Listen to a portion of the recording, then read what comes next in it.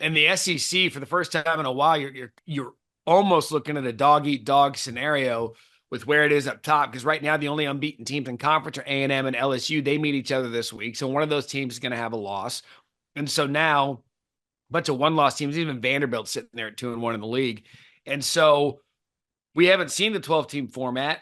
Paul, I would imagine just based on what's going on around the country, there's going to be someone in the SEC with 2 losses that gets in. But who is that now? I mean, Ole Miss loses to Kentucky, who got pummeled by Florida. I mean, there's just, I haven't seen it, and I know you haven't. You've covered the league much longer than I've been around. Longer than The, anyone. the parity. I mean, I think Georgia is still the class based on what we saw against Texas, but like, who are you laying your chips on to make the playoff in the SEC based on what we've seen through 8 weeks? Well, you move Georgia and Texas off the board, and then you start to figure it out. I think LSU's in really good shape. Yeah, I mean, even if they lost to Texas A&M, they still have a path, probably just beating Alabama. And but I say that because everybody has so Alabama and LSU both have games against Oklahoma, but those are no longer games that we talk about. Those are automatic after what we saw yesterday. So it's really a matter of the path, and that's why Georgia so desperately needed to win in Yeah. Austin because they have a game at Ole Miss, and that's a mystery to me. Ole Miss is probably the most intriguing team. They have 2 losses, but could they beat Georgia? Yeah, it's possible. Tennessee now looks like a playoff team. Uh, you have to say LSU. I mean, I know I'm putting too many in Right. uh, because we're not sitting here looking at the 16 schools and the schedule. But I mean, I think the SEC is back to 4. The other day, I was wondering, outside shot of the fifth, depending. What did you make of Kirby's post game comments to Katie George? It reminded me of stuff I've heard from Nick Saban. These guys now, Matt, always want to blame someone. It's easier that way. It's how they get their players fired up. I mean, remember Georgia, was it 2 years ago when they won the title? Uh, they one of the players on Georgia said, I can't believe you guys disrespected us and said we were going 7-5. I'm like going, they were the preseason #1 team in the country. But that's how I remember Alabama last year, the whole Yeah. length thing. That's the new thing that players and coaches work on. And I mean, Kirby was just simply channeling his inner Nick Saban there. It was pretty funny. I thought Katie George just, instead of doing what some would have done and push back and ended up with a pie in her face, she just kind of laughed like, I don't make predictions.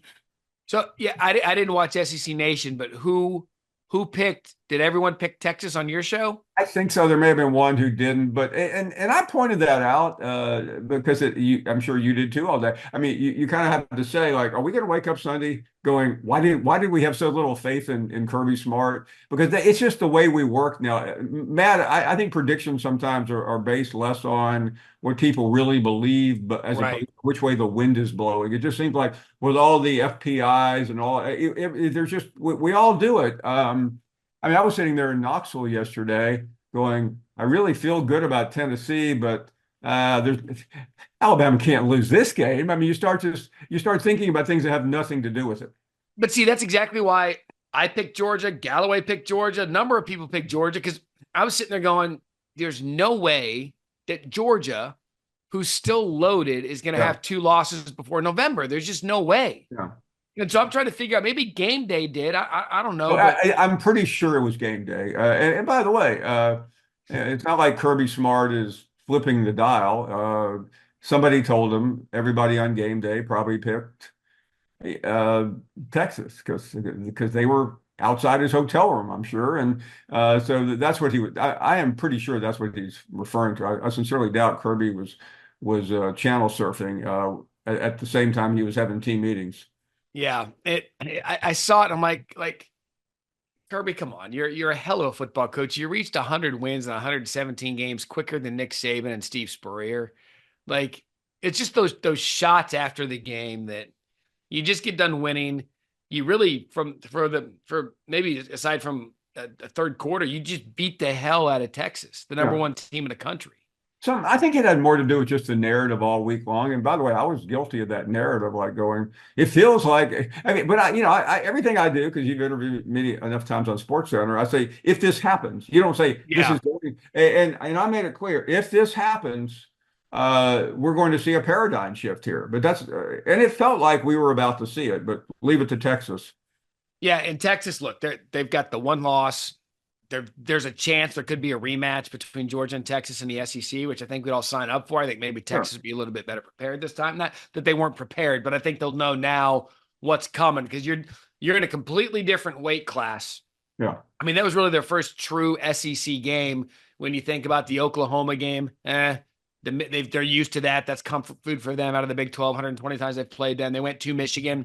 Michigan's got 3 losses. They lost to Illinois yesterday. They're out of the picture. So how this shapes up down the stretch, as I said earlier on the other show, is going to be what we watch because there's so much football and so many games left to be played.